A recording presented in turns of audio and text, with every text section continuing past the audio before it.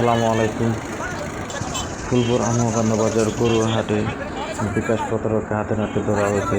কিন্তু তিনটি দোকানে ভুয়া মেসেজ দিয়ে টাকা তোলার জন্য চেষ্টা করে একটি দোকান থেকে 15,000 টাকা তোলার পর তাকে হাতে নাতে ধরা হয়।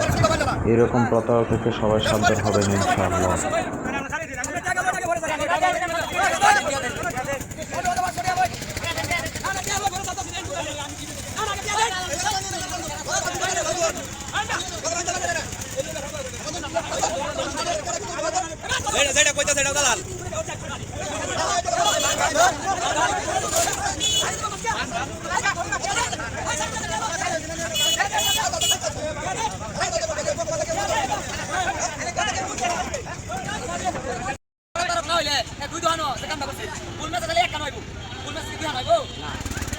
মেসেজ দিতে টাকা আছে না